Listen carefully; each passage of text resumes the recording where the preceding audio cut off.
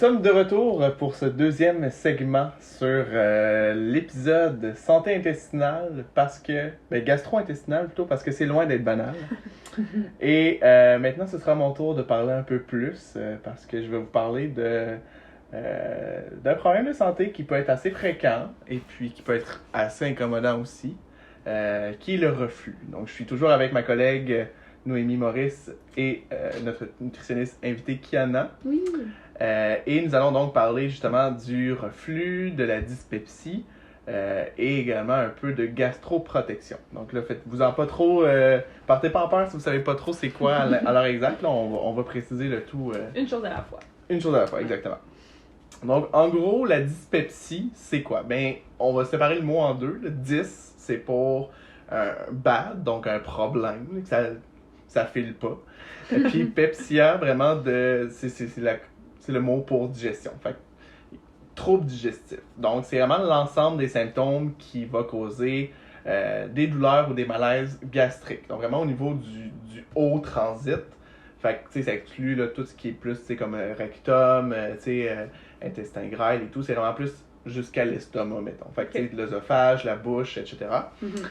Parmi ces symptômes-là, il y a celui qu'on nomme souvent les brûlures d'estomac, un terme scientifique qui s'appelle le pyrosis. C'est vraiment juste de sentir là, qu'il y a comme une montée acide qui remonte vers de l'œsophage, de l'estomac, dans le fond, jusqu'à la gorge. Avec ou non, vraiment, il y en a qui vont avoir des régurgitations dans la bouche, donc vraiment du liquide là, de l'estomac acide, avec même parfois de certains morceaux de nourriture pas encore digérés. Ça peut se rendre jusqu'à... ça peut... C'est vraiment pas agréable là, comme problème, la dyspepsie. Chez certains aussi, ça peut être moins relié à ça. Ça peut être plus juste des ballonnements, des nausées, sentir qu'ils ont sont un peu comme tout le temps gonflés ou qu'ils ont vraiment une sensation d'être plein, dans le fond, de comme une satiété qui arrive plus tôt dans un repas ou qui mange vraiment moins, puis ils sentent qu'il y a comme un genre de blocage un peu là, côté de l'estomac. Fait que ça, c'est un ensemble de symptômes qui décrit le terme large quand même, qui est la dyspepsie. La dyspepsie en soi, c'est quand même un peu différent aussi du reflux gastrique. Là. En fait, la dyspepsie englobe le reflux gastrique souvent. Je vais préciser un peu, en fait, très prochainement. Mais la dyspepsie, en gros, ça nécessite pas nécessairement tout le temps d'être vu par un spécialiste. C'est un terme assez complexe que c'est pas tous les patients qui entendent dyspepsie, mais de façon générale, on n'est pas obligé d'y aller là, avec ce qu'on appelle les endoscopies, fait avec appeler la caméra, la lumière aussi là, parfois. Là, fait que vraiment, c'est pas obligé, c'est vraiment pas chez tous les patients. Ça va être chez certains patients spécifiques pour éliminer d'autres causes peut-être plus graves qu'un simple reflux, puis là, simplement gros guillemets, parce que parfois, ça peut vraiment être incommodant pour les patients. Fait que c'est sûr que si tu as 50 ans et plus, puis que tu as des symptômes de reflux qui apparaissent du jour au lendemain, puis que tu n'as jamais fait de reflux, c'est sûr que c'est un petit signal d'alarme d'aller consulter parce que le risque de cancer digestif augmente avec l'âge, puis on a vu dans les études qu'à partir de 50 ans, c'était là qu'il y avait plus à risque, une certaine augmentation du risque. Donc c'est sûr que s'il y a des symptômes de dyspepsie qui apparaissent à cet âge-là, qui apparaissent là... à partir de 50 ans. Exact, c'est vraiment là. Sinon, il y a l'acronyme qu'on utilise beaucoup là, entre professionnels de la santé qui s'appelle le VBAD. Donc, chaque lettre, là, dans le fond, veut dire un mot. Ça, c'est des signaux d'alarme. Puis, c'est des signaux d'alarme aussi pour l'autotraitement. Donc, si jamais le pharmacien ou vous sentez que vous avez ces symptômes-là, vous ne pouvez pas aller en pharmacie acheter des traitements sur les tablettes en vente libre. Il faut vraiment aller voir un médecin pour parler de ce genre de symptômes-là. Donc, le V de VBAD, c'est pour vomissement. Donc, si vous avez des symptômes de dyspepsie puis des vomissements, il faut investiguer, il faut voir un médecin. Si le B, c'est pour bleeding en anglais. Donc, si vous avez des selles foncées, des selles noires, si vous avez du sang aussi dans les selles, si vous vomissez des grains de café, ça peut, mais c'est quand même très imagé, mais du sang qui serait comme un peu digéré ou coagulé, ce serait vraiment l'apparence de grains de café. Donc, si vous avez des vomissements comme ça, ou si vous avez des signes et symptômes d'anémie, donc de la fatigue, la peau plus froide, de la difficulté à respirer, là, vraiment un mal-être général, ça, c'est des signaux que peut-être c'est un signe de saignement. Donc, ça nécessite une investigation. Aussi, le A de VBAD, c'est pour le terme anglais abdominal mass, ou vraiment une masse abdominale qui arrive là, ou aussi si on a une perte de poids qui a été inexpliquée, qu'on n'a pas fait de régime ou quoi que ce soit, puis qu'on perd du poids, aussi ça peut être un signe ou symptôme là, de cancer ou de complications autres. Et finalement, le D, c'est pour dysphagie. La dysphagie, c'est une sensation de blocage vraiment à la déglutition. Donc, on sent qu'il y a comme quelque chose qui bloque ou qui chatouille ou qui est vraiment... Souvent, c'est ce qu'on appelle une sensation de blocage là, à la déglutition. Et souvent, là, ça nécessite une investigation aussi pour exclure les complications. Puis c'est sûr que s'il y a de la douleur associée à la déglutition aussi, il faut aller voir un médecin. Donc, la cause de la dyspepsie, c'est vraiment ça qui va guider le traitement et la marche à suivre pour ça. Donc, dans la dyspepsie, une cause de dyspepsie peut être le reflux. Donc, le reflux gastrique ou de son nom scientifique, le reflux gastro-œsophagien. Ça, c'est les brûlements d'estomac. Ça, c'est exactement c'est ça. C'est vraiment la remontée du contenu de l'estomac dans l'œsophage avec les symptômes que j'ai dit tantôt, là, que ça brûle, c'est acide dans la bouche, c'est une douleur, c'est un inconfort. Puis dans le jargon populaire, c'est ce qu'on appelle des brûlements d'estomac. Le reflux, c'est sûr que, tu sais, veut pas, l'œsophage, lui, il est habitué de faire descendre la nourriture, puis c'est apte à notre nourriture, fait que c'est sain pour l'œsophage, mais tu sais, de la remontée acide dans l'œsophage, ça peut causer des dommages à l'œsophage. Donc, chez certains patients, ils peuvent avoir ce qu'on appelle de l'œsophagite. Donc, il va être une inflammation là, de l'œsophage, mais c'est pas systématiquement chez tous les patients qui vont faire du reflux. Sinon, c'est sûr qu'il y a, comme j'ai dit, les symptômes vraiment les plus évocateurs, c'est des régurgitations, acides dans la bouche et tout. Mais parfois, il y a certains symptômes qui sont un peu moins typiques, qu'on appelle là, vraiment qui seront pas en lien un peu plus avec l'œsophage. Puis souvent, on va vraiment vouloir exclure d'autres complications si on a juste ce type de symptômes-là. Si par exemple, on a de la toux ou de l'asthme, là, dans le sens que l'acide s'est rendu jusqu'aux voies respiratoires, là, c'est sûr, c'est quand même, mais ça peut se rendre jusque-là, fait que c'est pas bénin, là.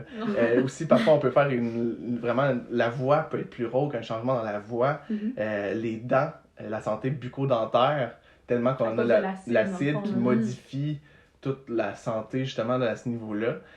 Puis parfois, même, tu sais, vu que c'est acide, ça peut faire comme des douleurs au niveau de la cage thoracique, vu que l'œsophage est quand même situé dans cette région-là. Et ça peut faire ce qu'on appelle des douleurs pseudo-angineuses. Donc, des gens peuvent avoir les mêmes symptômes que quelqu'un qui ferait une crise cardiaque. Fait que, tu sais, c'est quand même... ça peut être inquiétant. Puis, c'est pour ça que quand ce genre de symptômes-là se présentent, il faut référer d'emblée là, vers un médecin pour exclure ce genre de maladie-là cardiaque. Oui, puis même, tu disais tantôt, l'œsophagite, dans le fond, c'est que aussi au niveau, peut-être plus... on regarde plus au niveau de comment l'œsophage est fait, mais les cellules de l'œsophage sont pas faites pour recevoir de l'acide, puis ça peut causer des cancers à long terme. Là. Fait que faut vraiment faire attention. Il y en a qui vont dire c'est bénin, j'en ai quelques fois, ou peu importe, ils portent pas vraiment attention, même s'il y en a même fréquemment, parce que ça les incommode pas tant, puis ils se traitent par autotraitement, mais il y a vraiment des risques à long terme d'avoir ces symptômes-là, comme tu l'as mentionné, un œsophagite qui peut devenir un cancer. Fait que c'est quand même quelque chose à garder en tête au moins. Là. Exact. Fait que c'est ça. Dans le fond, le reflux, il peut se présenter sans œsophagite. Donc, on a des symptômes de reflux, mais si, par exemple, le patient passe le test, là, la lumière ou la caméra, il n'y aura pas de lésion au niveau de l'œsophage. Donc, l'œsophage va être sain, il va être comme net. Puis ça, c'est 30 à 70% des patients. C'est quand même un grand range. C'est quand même, 30 à 70, on s'entend qu'on a un gros écart. Le tiers ou le 2 tiers. Oui, c'est ça, exact. Donc, c'est ça, parce que souvent, tu sais, on le sait un peu, le système de santé, on veut prioriser les patients qui ont vraiment besoin, parce que c'est quand même coûteux pour le système de faire une...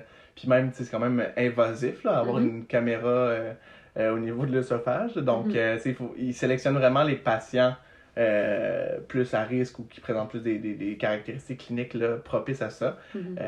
Mais voilà. Puis pourquoi peut-être aussi que le range est large, c'est que dans le fond, parfois, l'œsophagite, si elle est légère, elle peut s'auto-résoudre. Fait que c'est pas nécessairement l'œsophagite, même s'il y a un certain bris à l'œsophage, ben, il y a quand même une capacité de guérison naturelle via soit des mesures non pharmacologiques, par exemple, mais parfois ça peut nécessiter le traitement aussi. Donc ça, c'est important. Là, parce que dans le fond, si tu arrêtes d'agresser l'œsophage avec l'acide, mais techniquement, tes cellules vont se refaire, puis vont pouvoir venir... Exact.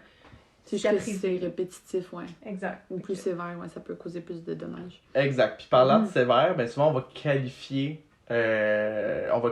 plutôt le reflux selon sa sévérité. Puis ça peut aider vers le choix de traitement. Donc un reflux qui est dit léger, c'est qu'on a des symptômes peu fréquents, donc tu sais, moins de 3 fois par semaine. C'est assez léger, c'est de courte durée, ça n'impacte pas tant les activités de la vie quotidienne, ni la qualité de la vie en général, ni le sommeil. Donc, par exemple, souvent l'exemple classique, là, c'est une sortie, bon, en ce moment avec la COVID-19, en zone rouge, c'est moins applicable, mais tu sais, une sortie un peu plus festive au restaurant où on prend des aliments un peu plus irritants. Donc, on va avoir des exemples pour vous dans quelques instants. Mais si, par exemple, on fait un écart alimentaire, qu'on mange plus, qu'on boit plus, ça, c'est ce qu'on appelle souvent le reflux léger. Un reflux qui est plutôt modéré-sévère, c'est quand les symptômes là, sont fréquents, soit qu'ils sont intenses ou qui durent vraiment toute une journée, puis que ça a l'impact là, sur la vie quotidienne. Donc, les objectifs de traitement, ça va être de prévenir ou de traiter, dans le fond, les complications ou les conséquences du reflux. Parce que, comme j'ai dit, oui, chez certains patients, par exemple, quand c'est léger, ça peut être bénin, ça passe, on continue notre vie, mais si c'est modéré, sévère, puis ça persiste, il peut y avoir des conséquences, puis des conséquences là, quand même importantes. Donc, le gros, pas le gros, mais quand même, dans tous les types de reflux, c'est sûr, ça peut diminuer la qualité de vie. Aussi, la conséquence, la complication la plus fréquente, comme je l'ai dit, c'est l'œsophagite, donc une inflammation de l'œsophage. Puis ça, cette inflammation-là, elle peut se compliquer aussi. Donc, si l'inflammation est fréquente, donc l'exposition à l'acide est fréquente et continue, ça peut faire des ulcères. Donc vraiment des trous, là, des lésions au niveau de l'œsophage. Si l'ulcère est vraiment important, ça peut faire des perforations. Ça, c'est un trou dans le fond. Ça, c'est un trou, là, vraiment un trou. Avec les traitements actuellement disponibles, c'est vraiment plus rare là, d'arriver à une perforation là, de l'œsophage. Mais quand même, si on laisse ça traîner, ça peut arriver à ça. Des segments aussi, justement, vu que l'ulcère, on touche les vaisseaux sanguins, ça peut faire des saignements. Chez 7 à 18% des patients avec reflux, les saignements peuvent arriver. Puis c'est d'autant plus les signaux d'alarme que tu disais au début. Exact. Si on a des saignements, possiblement qu'on peut être rendu au stade de l'ulcère, puis le prochain stade, c'est la perforation si on fait rien. C'est ça, exact. Je pense que le risque de mortalité est quand même plus important qu'une perforation à ce niveau-là. Il faut faire attention. Exact, il faut faire attention. Ça peut aussi, si dans le fond l'œsophage est continuellement exposé à de l'acidité, ben les cellules, vu qu'ils se reproduisent, ben ça peut faire en sorte que le trou de l'œsophage, fait que le tuyau, là, il soit moins, l'ouverture soit moins grande, donc ce qu'on appelle une sténose, là, que l'œsophage soit plus petit. Donc ça peut entraîner là, de la douleur aussi et tout. Probablement peut-être de la dysphagie. Oui, ça pourrait être de la dysphagie œsophagienne. Puis même là, il faudrait modifier, par exemple, les textures des aliments. Peut-être qu'on pourra plus manger des solides, va peut-être manger plus de purée, des choses qui peuvent passer un peu mieux dans l'œsophage. À ce niveau-là, plus de liquide qu'autre chose. Ça peut vraiment, comme tu as dit, là, endommager la qualité de vie à ce niveau-là aussi. Exact. Puis une des complications qu'on veut vraiment prévenir, c'est, comme ma collègue a mentionné là, par rapport au cancer, c'est ce qu'on appelle l'œsophage de Barrett. Donc, c'est suite à un reflux qui a été sévère, qui a été fréquent, de longue durée. C'est que le tissu de l'œsophage, dans le fond, les cellules se changent en tissu de l'estomac. Donc, l'œsophage, le tuyau qui sert à avaler puis à rendre la nourriture, il devient producteur aussi d'acide. Fait que ça met, vu que le type de cellule change, ça met à haut risque de développement de cancer. Puis on le sait là, que les cancers, là, de façon générale, c'est une des complications à éviter le plus possible. Donc, on le sait qu'avec les traitements qu'on a, on peut éviter ce genre de complications-là. Donc, c'est toujours important d'aller chercher les meilleurs soins possibles. D'être pris en charge rapidement. Là, exactement. Donc ça, le reflux, ça se traite comment? Ou, mettons, mon pharmacien, comment il peut m'aider? Ben, dans le fond, avec la loi 31, comme on a mentionné tantôt, là, depuis janvier, le pharmacien peut prescrire tous les médicaments qui sont efficaces contre le reflux. Donc, que ce soit des médicaments qu'on trouve sur les tablettes, il peut vous les prescrire pour que ça passe sur vos assurances. Et même ceux qui sont derrière le comptoir, qui nécessitent une ordonnance du médecin, maintenant, il peut vous le prescrire. Il peut vous les prescrire pour une durée maximale de 4 semaines consécutives ou par exemple durant une période d'une année s'il y a 6 semaines de traitement. Donc par exemple 3 fois 2 semaines avec un médicament. C'est la durée maximale de traitement. Mais pourquoi ils ont mis une durée maximale? Est-ce qu'il y avait une raison? Oui, ben c'est qu'on considère qu'un reflux, si par exemple les symptômes ne sont pas soulagés en 4 semaines avec l'arsenal thérapeutique, les médicaments efficaces qu'on connaît aujourd'hui, si après 4 semaines il n'y a pas d'amélioration, ou s'il y a amélioration, mais aussitôt qu'on l'arrête, il y a rebond des symptômes, ça nécessite une investigation parce que peut-être qu'il y a une complication qui s'est installée ou que c'est vraiment même juste pas du reflux. Puis qu'il y a une autre cause. Exact, une autre cause.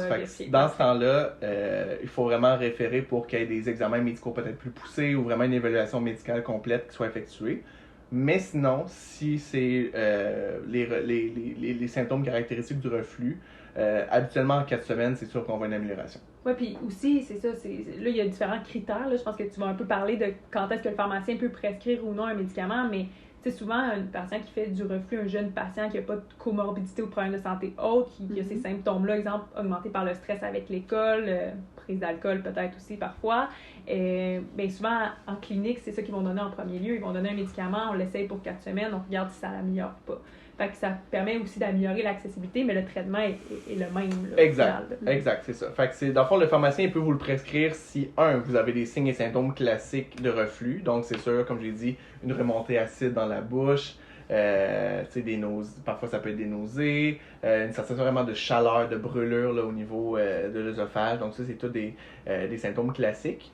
Il faut également que vous n'ayez pas de facteurs d'exclusion ou de signaux d'alarme. Donc, tout ce que j'ai dit tantôt, le VBAD, là, il s'applique. Donc, des vomissements persistants, des vomissements de sang, si vous avez du sang dans les selles et tout. Donc, tout le VBAD là, s'applique. Pourquoi? Parce que ces signaux d'alarme-là sont souvent plus synonymes de saignement, de complications, de cancer, d'ulcère. Fait que, bref, il faut vraiment investiguer. Si dans votre famille, vous avez quelqu'un qui a souffert d'un cancer là, de l'œsophage, de l'estomac, ou qui a eu un ulcère de l'estomac ou de l'intestin, ça c'est sûr qu'il faut investiguer parce que parfois ça peut être génétique, il peut y avoir une prédisposition génétique, donc on veut éviter là, qu'il y ait tout... fait que voilà, on veut éviter ce genre de choses-là. Si il y a, comme j'ai dit tantôt, là, des douleurs qui ressemblent à une crise cardiaque, donc une douleur qu'on appelle rétrosternale au niveau de la cage thoracique, une toux, de la difficulté respiratoire, là on veut vraiment exclure un problème pulmonaire ou cardiaque. Fait que ça, c'est même l'urgence, là, techniquement. C'est pas juste le médecin. Là, exact, c'est ça. Ouais. Si on a des douleurs, un serrement à la poitrine et tout, ouais, c'est vraiment l'urgence. Puis si un des symptômes, c'est une douleur abdominale sévère, donc vraiment, c'est incapacitante, violente, puis qu'on a la peau un peu plus jaune ou les yeux plus jaunes aussi, comme qu'on appelle la jaunisse, ça peut être plus un problème de foie. Ouais. Donc, il faut exclure ça puis consulter un médecin. Comme une hépatite. Là. Exact. Par exemple, une hépatite, exemple.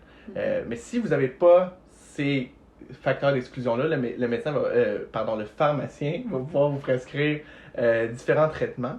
Mais une des meilleures choses qu'il peut vous prescrire, c'est des changements alimentaires, qui est la première ligne de traitement. La pierre angulaire. La pierre angulaire, exact, du traitement du reflux, et d'où l'importance parfois de se tourner vers les nutritionnistes. Et Kiana, qu'est-ce que tu pourrais nous dire sur l'alimentation et le reflux?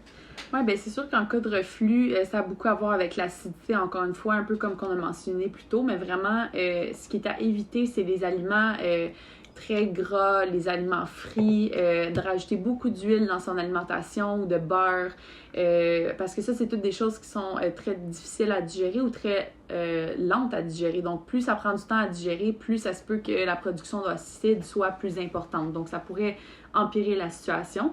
Sinon, comme Marc a dit tantôt un peu, si on a une soirée un peu plus arrosée au restaurant hors COVID et qu'on boit un peu d'alcool, c'est un irritant, des aliments plus épicés, des frites, du poulet frit, tu sais, des choses, ça s'accumule aussi. C'est bon. Donc, c'est toutes des choses qui semblent délicieuses, mais une chose à mettre l'emphase aussi dessus, c'est que si on consomme un aliment épicé une fois, ça se peut que ça fasse pas trop d'effet, mais c'est surtout l'accumulation aussi. Donc, par exemple, si on accumule ces différents irritants-là, ça peut rendre le symptôme encore plus grave. Mais des choses faciles comme juste choisir des produits faibles en gras aussi, comme si on mange des produits laitiers, du fromage, prendre des produits qui sont plus bas en gras, du yogourt en bas de 2% par exemple, ou du lait en bas de 2%. C'est toutes des petites choses que vous pouvez faire au quotidien qui vont aider beaucoup aussi. Sinon, une autre chose qui peut aider beaucoup, c'est l'activité physique. Donc, ça peut aider à gérer la quantité d'acide qu'on a dans l'estomac. Plus on fait d'activité physique, ça peut aider. Au même sens que si on n'est pas très actif, ça peut empirer la situation aussi. Donc, une autre chose que je trouve intéressante aussi, c'est de ne pas manger trop tard, dans le fond, dans la journée, de s'assurer d'avoir un bon 2-3 heures avant de se coucher pour avoir le temps de digérer. Puis si c'est pas le cas, de peut-être élever la tête pendant qu'on dort, ajouter quelques oreillers, juste pour avoir le temps de bien digérer, que tout descende vers le bas et non remonte vers le haut pour éviter d'irriter l'œsophage. Donc, des petites choses comme ça qui pourraient aider beaucoup aussi. Puis au niveau, là, tu as mentionné comme l'huile, le beurre. Est-ce qu'il y a quelque chose qu'on préférait, par exemple, l'huile entre le beurre, la margarine ou l'huile, par exemple, pour la cuisson? Est-ce qu'il y a quelque chose qui serait tu recommanderais plus, par exemple? Oui, ben en termes de reflux, c'est vraiment plus juste de limiter la quantité. Donc, par exemple, quand on cuisine un repas, de ne pas mettre une tasse d'huile pour faire cuire ses légumes, par exemple, juste mettre une petite cuillère à soupe, des choses comme ça. Mais en termes de santé globale, je dirais que des huiles végétales, ça serait plus recommandé, comme des huiles d'olive, canola, des choses comme ça, comparativement à du beurre, du lard. La margarine végétale aussi, c'est correct. Donc, ça, c'est toutes des options que vous pouvez prendre. Mais en termes de reflux, c'est vraiment plus la quantité. Donc, de s'assurer de ne pas en mettre trop parce que plus on en met, plus après ça, c'est long à digérer aussi. Merci. Puis, j'imagine qu'on y va aussi un peu avec essai-erreur, dans le sens que c'est pas tout le monde qui va être autant sensible au café que d'autres. Fait que, tu sais, il faut vraiment y aller par élimination. Fait qu'on élimine pas tous les irritants. C'est quand même assez impossible dans une alimentation variée d'éliminer tous les irritants. Mais tu sais, on en choisit un qu'on pense peut-être être la cause, on essaye, puis on regarde si c'est pas ça, puis on essaie. Puis il faut vraiment essayer des choses. Si ça marche, qu'on les garde, puis si ça marche pas, on essaie autre chose. Exactement. Puis s'il y a des choses plus flagrantes d'autres, par exemple, on sait qu'on boit 4 cafés le matin entre 8h et midi, ben peut-être que ça pourrait être à prioriser. Ou si on mange très épicé, on a toujours la bouteille de sriracha à côté de notre repas, à tous les repas. Si c'est parce qu'on mange vraiment gras, on prend tous les produits laitiers avec les plus hauts pourcentages ou on rajoute beaucoup d'huile quand on cuit. C'est de voir un peu ou de faire comme une rétrospection, d'écrire un peu ce qu'on mange, de pouvoir mieux cerner, OK, qu'est-ce qui se ressort le plus. Puis si vous avez besoin d'aide aussi à éliminer un peu ou favoriser le processus d'élimination aussi, vous pouvez parler à une nutritionniste puis on peut vous aider dans ce processus-là aussi. Pour établir, pour établir des plans, soit d'élimination ou de diminution graduelle, puis pas d'y aller drastiquement, parce que on le sait, pour changer une habitude de vie, ce qui marche, c'est d'y aller étape par étape, puis pas drastiquement sur le long terme qu'on les maintienne. Slowly but surely. Exactement. Voilà. Si jamais, exemple, une personne dirait, OK, ben moi, je veux couper, je pense que c'est l'ail, je coupe l'ail. C'est combien le range de temps qu'on se donne pour voir si ça fonctionne? C'est comment qu'on évalue à ce niveau-là? Je dirais qu'il faut au moins se tenir un bon 1 à 2 semaines sans l'aliment, juste pour pouvoir donner la chance de... Parce que en tout cas, si vous êtes comme moi ou si vous êtes comme la majorité des gens, on mange pas nécessairement exactement la même chose à tous les jours. Donc, si on élimine 2-3 jours à la fois, ça se peut que pendant ces 2-3 jours-là, vous avez diminué votre consommation, par exemple, d'ail de moitié, sauf que vous avez aussi mangé aucun aliment épicé, tout était très faible en gras et il n'y avait aucun café, tandis que les 2 jours qui suivent, vous avez tout repris ces aliments-là. Donc, c'est important de le faire sur une certaine période de temps aussi pour pouvoir voir si cet aliment-là, en le réduisant, ça a un impact sur votre alimentation en général et sur vos symptômes en général et non juste sur quelques jours. Donc, je dirais qu'au moins 2 semaines, ça peut donner une bonne idée aussi. Ça permet de voir là, dans une vie normale, une routine normale, si on élimine un élément ou on le réduit, comme tu disais, l'impact que ça a. Là. Donc, exact. D'avoir un meilleur regard. Là. Puis une autre chose que j'aimerais ajouter à ce niveau-là, c'est que de ne pas commencer aussi, comme Marc a dit un peu, je pense, mais de ne pas tout éliminer d'un coup aussi, parce qu'il y a beaucoup d'aliments qui contiennent aussi des bonnes choses. Fait que c'est pas nécessairement que du mauvais quand je parle de produits laitiers plus gras ou que des huiles. Il faut pas non plus tout éliminer d'un coup parce qu'on pourrait aussi avoir certaines carences. Là. Donc, c'est important d'y aller soit un aliment à la fois ou de vraiment parler de ça avec votre nutritionniste ou un professionnel de la santé pour pouvoir vous aider un peu à vous guider puis vous assurer qu'il vous manque pas de rien. Super. Fait que c'est tous des trucs assez très pertinent. Puis, faut jamais hésiter de se tourner vers les professionnels habilités pour le faire, dont les nutritionnistes. C'est surtout en termes d'alimentation, parce Exact. que, tu sais, comme Kiana a mentionné, on peut tomber en carence. C'est quand même un équilibre d'alimentation. Aussi. Puis des fois, on n'est juste pas outillé là, Exact. pour le Exact. faire. Fait que là, si notre dyspepsie elle est causée par du reflux, ben là, le traitement va être du traitement de reflux. Donc, dans les traitements, disons, plus médicamenteux, là, si, par exemple, les mesures non pharmacologiques, les trucs que Kiana vient de nous dire, ça fonctionne, mais qu'on sent que ça persiste un peu, une des classes médicamenteuses, c'est les antiacides. Les célèbres antiacides. Les antiacides. Les Tums. Les bons Tums. Tums, le Gaviscon, tu sais, dans les plus populaires, là. Donc, ça va vraiment être des sels de minéraux, en gros, là, qui vont aller neutraliser l'acide au niveau de l'estomac. Le Gaviscon, ça contient aussi, dans le fond, de l'acide alginique, là, qui est un agent là, qui va venir comme protéger un peu les parois de l'estomac. Faire un peu comme une barrière de mousse. Ouais, vraiment dans la pub, mais c'est vraiment ça. Mais le Gaviscon, c'est presque, je pense que c'est exclusivement combiné avec aussi des antiacides. Donc, c'est pour ça que c'est combiné souvent dans... en fait, on les englobe là, dans la même catégorie. Donc, en fait, je pense qu'ils se retrouvent tous en vente libre à la pharmacie. Mais comme j'ai dit, maintenant, ils peuvent être prescrits là, par le pharmacien pour qu'ils soient couverts par vos assurances, entre autres. Les antiacides sont efficaces seuls pour du reflux léger. Donc, si par exemple, une veillée festive à la cage au sport, c'en est un exemple. Ou, c'est ça, lors d'excès alimentaires là, occasionnels. Par contre, quand les symptômes sont plus modérés, sévères, là, on va se tourner vers d'autres classes que je vais décrire plus tard. Mais lors dans ces situations-là, quand on va utiliser un autre médicament qui va venir diminuer la production d'acidité, donc là, les antiacides, eux, ils neutralisent l'acidité en trop, disons. Mais vraiment, si on ajoute un médicament qui diminue la production d'acidité, souvent ces médicaments-là, ils ont un délai d'action. Donc, le fait d'ajouter des antiacides en attendant, ça vient comme soulager en attendant le plein potentiel des autres médicaments. Donc, ça peut être utilisé comme un adjuvant.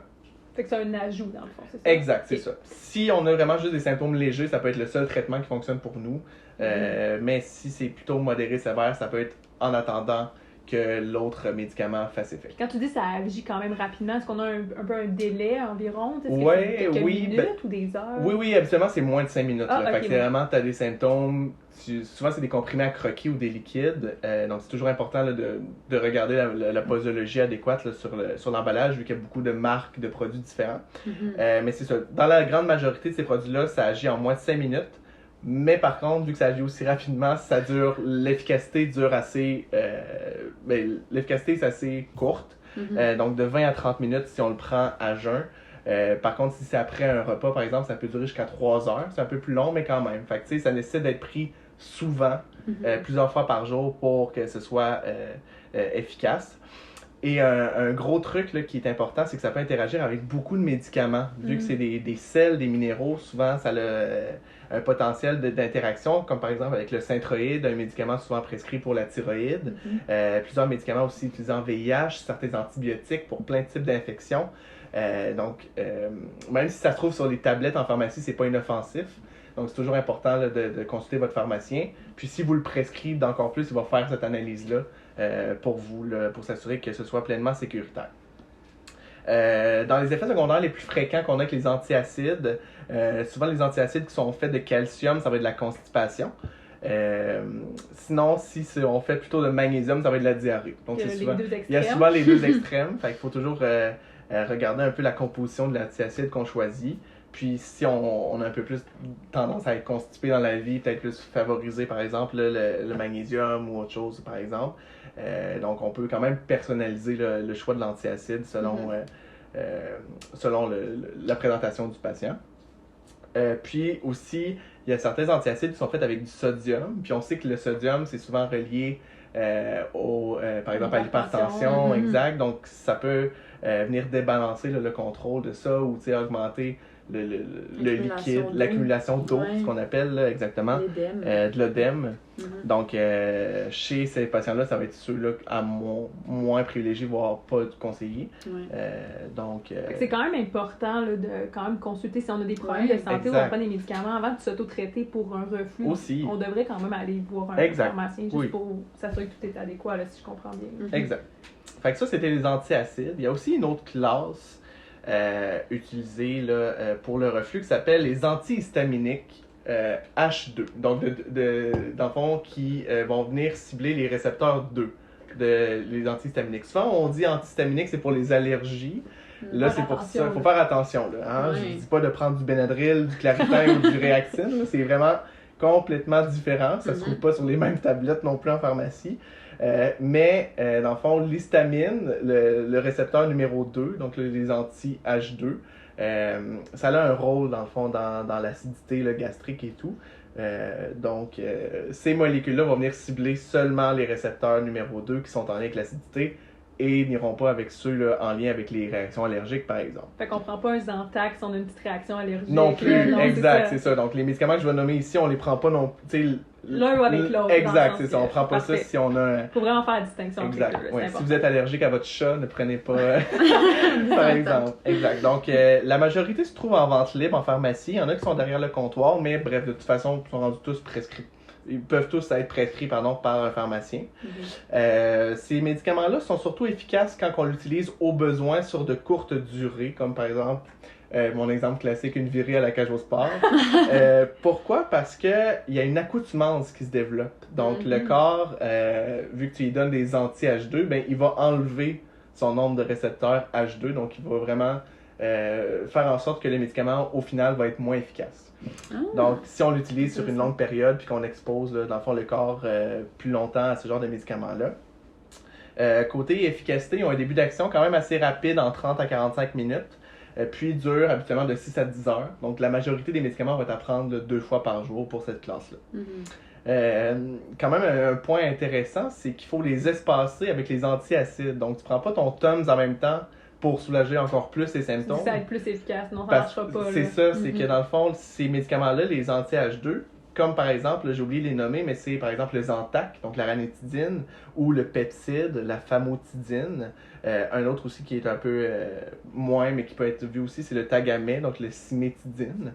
Donc ça, les anti-H2, c'est tout ce que je viens de nommer. Ils ont besoin d'un certain niveau d'acidité aussi pour être absorbés. Donc si on vient absorber l'acidité avec les antiacides, ben, ils risquent d'être moins efficaces vu qu'ils vont être moins absorbés.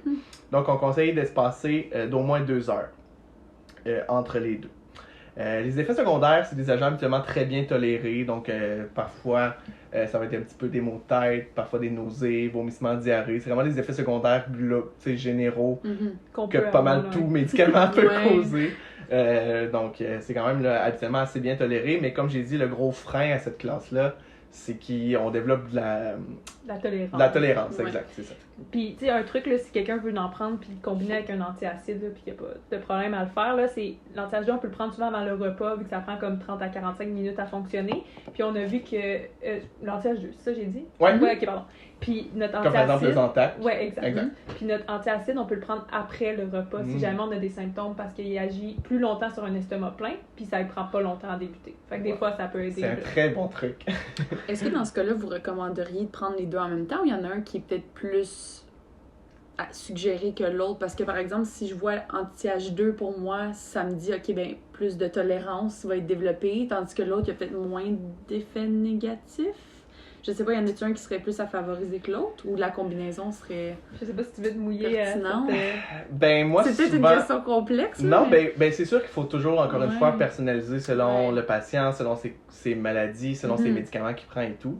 Souvent, je conseille les deux d'emblée pour du reflux. Ma première ligne de traitement, souvent, c'est les deux. Les deux ensemble. Puis si ça marche pas, là, on se tourne avec l'autre classe de médicaments.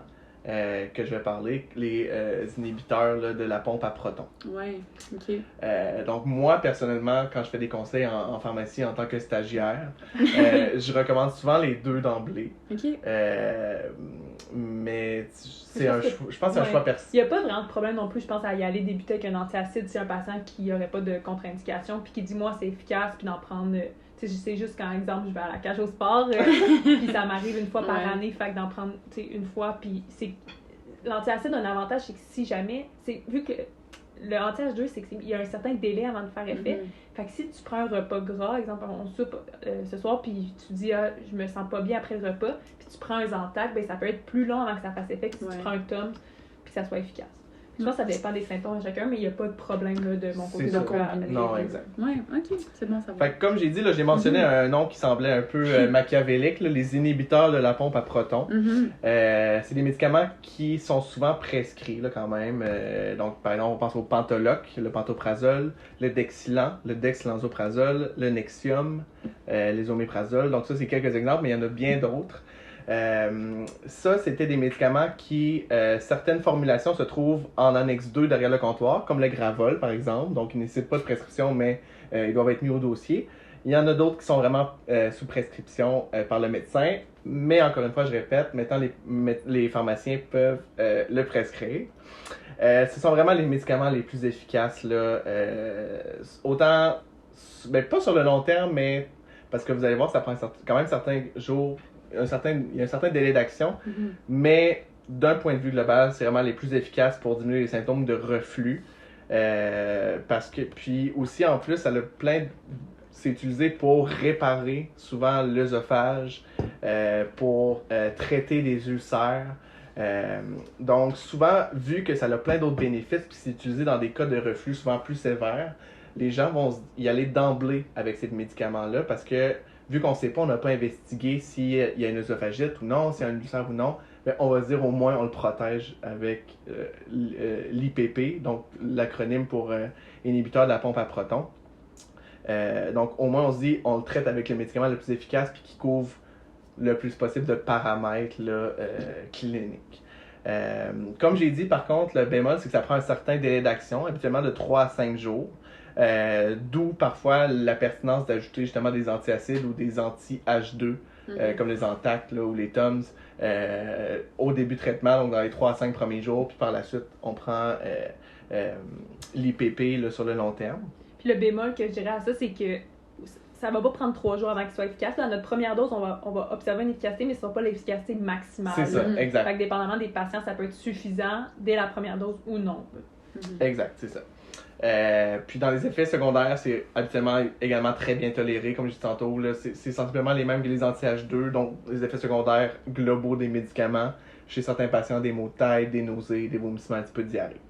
Mais ça, c'est des effets secondaires, disons, sur le court terme. Ouais. Parce que sur le long terme, ça peut avoir d'autres conséquences. Là, je vais en parler un petit peu plus loin. Mais c'est ça. Quand on les prend sur de longues périodes, ça peut avoir des répercussions. Puis tu sais, techniquement, si un patient a juste du reflux sans autre cause, à court terme, comme on l'a mentionné tout à l'heure, ça devrait se résoudre. Là, on guérit, puis on change nos changements au niveau alimentaire, puis tout. D'où le 4 semaines, encore une fois, là, que le pharmacien peut prescrire. C'est ça. Mais il y a beaucoup de patients que moi j'ai vu, exemple, dans mes stages, qu'ils ont des IPP depuis longtemps, puis ils n'ont aucune idée pourquoi ils ont eu un épisode de reflux. Le médecin a débuté ça, puis ça a fonctionné, fait qu'ils l'ont gardé depuis des années. Puis c'est represcrit au fil des... Ouais, exact. Fait que il faut juste pas oublier qu'il y a quand même des risques à prendre à long terme. C'est pas des risques majeurs, mais quand même, sont quand même... Exact. Ben non, mais je pense qu'on peut y aller d'emblée. Ouais, oui, tandis... être là-dedans. Parce qu'on veut éviter une surutilisation. Parce que sur le long terme, ça diminue l'acidité gastrique, mais au-delà du reflux, l'acidité gastrique, ça a son rôle d'être. On est des humains, puis on veut que l'estomac soit acide. Parce que c'est vital pour l'absorption de certains médicaments, pour assurer le microbiote. Ça a une certaine aussi fonction immunitaire. L'acidité va venir neutraliser certaines bactéries, certains virus. Puis sur le long terme, diminuer l'acidité, ça peut diminuer par exemple l'absorption de la vitamine B12, entre autres. Donc souvent, des patients vont venir carencer uniquement parce qu'ils prennent un IPP, là, ce qui est quand même effroyable de penser à ça. C'est quand même une cascade médicamenteuse. Mais c'est surtout s'il n'y a pas de raison à la base. Exact. Chez certaines personnes d'en avoir un, là, c'est plus à ce niveau-là. Exact. Dans les études aussi, ça c'est un peu plus mitigé, mais chez certains patients, ça pourrait augmenter un risque de fracture, surtout chez les patients peut-être plus gériatriques, plus âgés.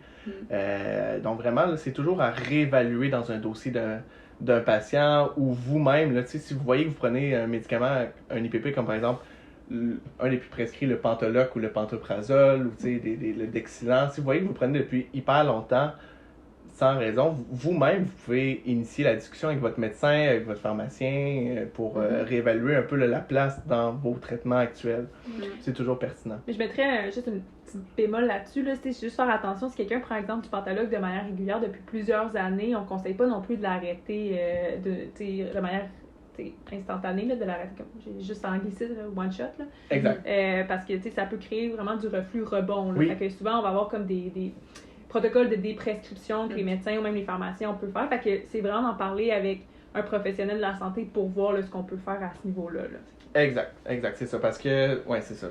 Puis aussi, il faut s'assurer qu'il n'y a pas d'indication à le poursuivre parce qu'il y a certaines maladies qui nécessitent malheureusement parfois vraiment un IPP sur le long terme. Puis ça, c'est valable qu'ils le prennent longtemps. Puis on va évaluer les risques d'effets secondaires à long terme là, en temps et lieu.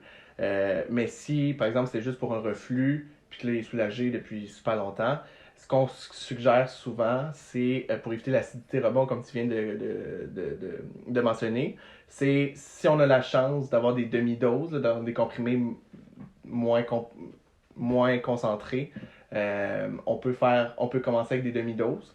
Ou ce qu'on peut faire aussi, ce qui est plus pratique, par exemple, si on a du pantoprazole 40 mg une fois par jour, ce qu'on peut faire, c'est sauter, par exemple, faire 1 jour sur 2 la première semaine, ensuite 1 jour sur 3, etc., pour diminuer vraiment graduellement pour éviter là, qu'il y ait un rebond d'acidité.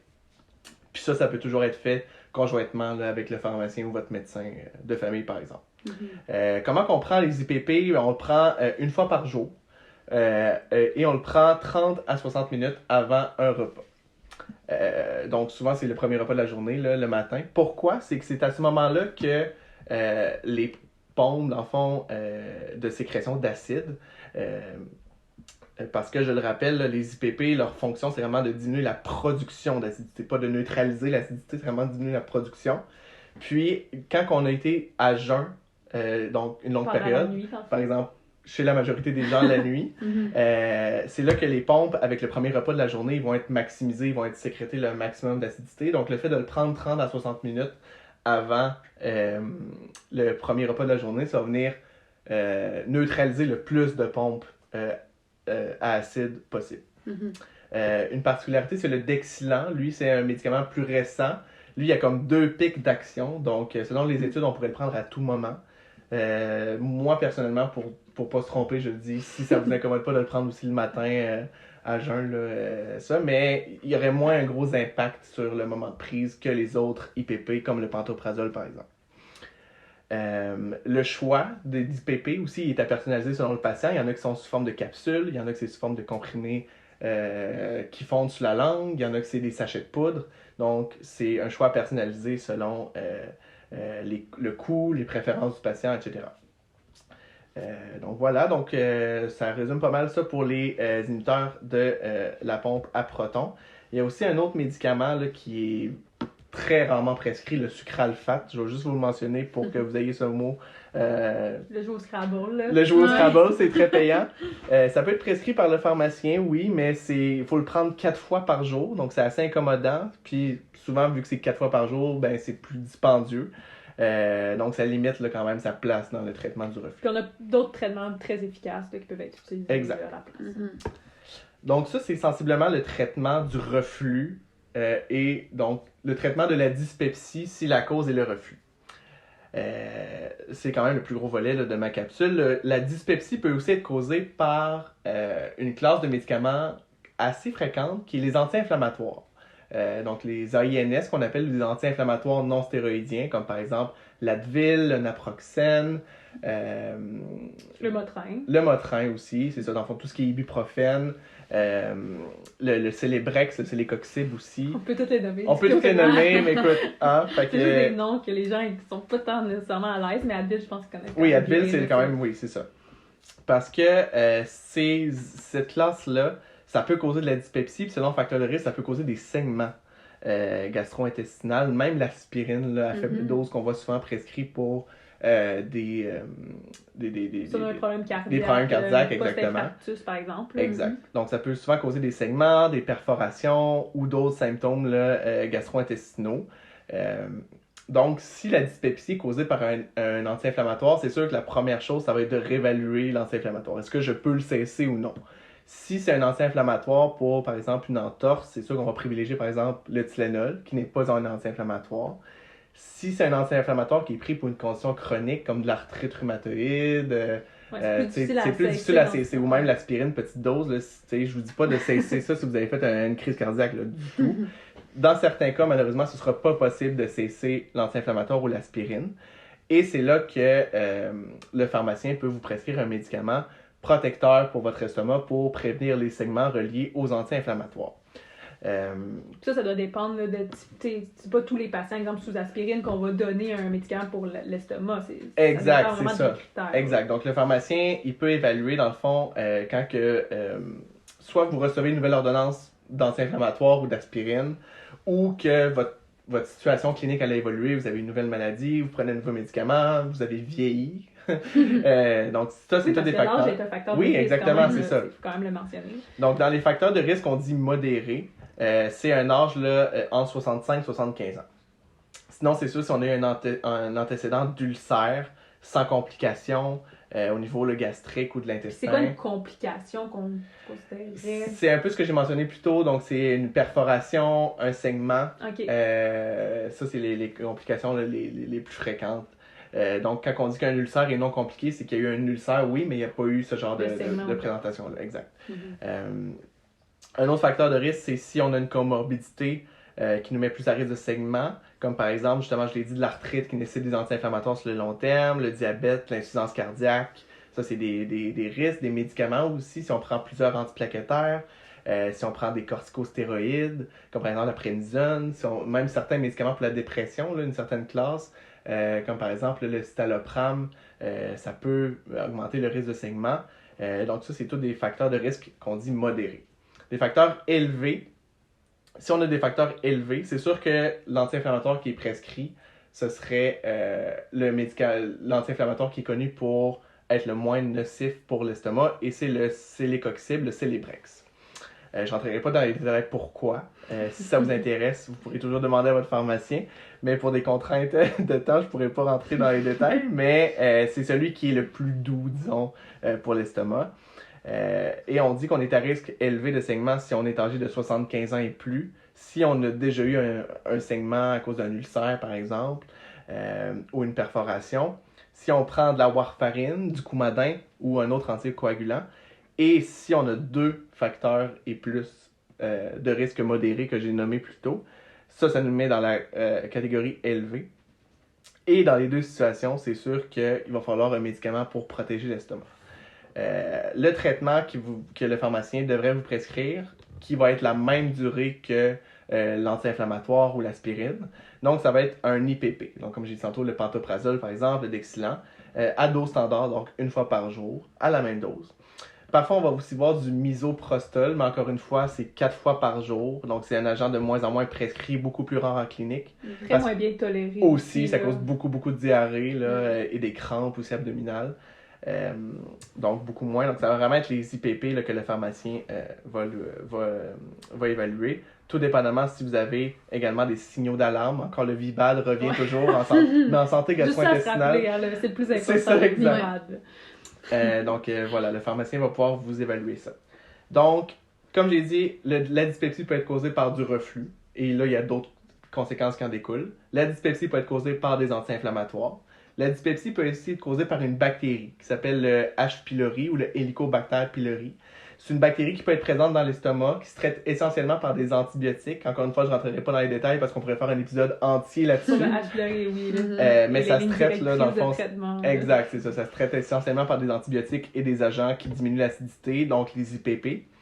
Mais ça nécessite une investigation du médecin. Il faut faire un test diagnostique pour ça. Ensuite, la dyspepsie peut être d'origine médicamenteuse, là, autre que les anti-inflammatoires. Quand même, le fer, les suppléments de fer, de calcium sont assez connus pour causer des troubles au niveau de l'estomac et de la dyspepsie. Aussi, certains médicaments là, pour l'ostéoporose, qu'on appelle les biphosphonates, comme l'alendronate, le Fosamax ou l'Actonel, le risidronate. C'est tous des exemples là, de médicaments. Aussi, certains antibiotiques peuvent causer de la dyspepsie. Donc, c'est toujours important de demander conseil à son pharmacien pour évaluer le degré là, de dyspepsie, puis de modifier vers des options moins rough sur l'estomac. Finalement, si on a tout investigué ces causes-là, puis qu'on a quand même de la dyspepsie, mais c'est ce qu'on appelle la dyspepsie fonctionnelle. Donc là, c'est un peu plus, disons, c'est des mécanismes un peu moins étudiés, moins clairs.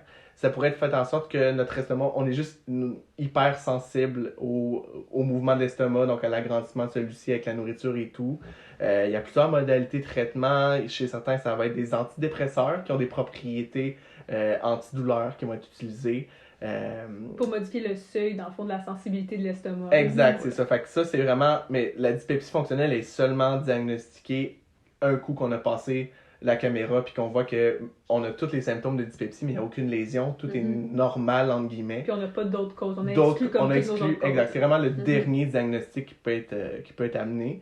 Puis les traitements sont quand même un peu plus spécifiques, là, comme j'ai dit, plus poussés. Donc, je ne rentrerai pas plus dans les détails. Le cœur là, de la dyspepsie, c'était vraiment le reflux, Je comme pense j'ai que dit c'est plus ce haut. qu'on retrouve aussi le plus là, en conseil, en tout cas en communautaire. Là. Je sais pas si toi en nutrition aussi quand même, mais nous on en trouve quand même beaucoup. Là, fait que, Ouais, c'est très commun. Très intéressant. Ouais. Ben, merci. Ça fait plaisir.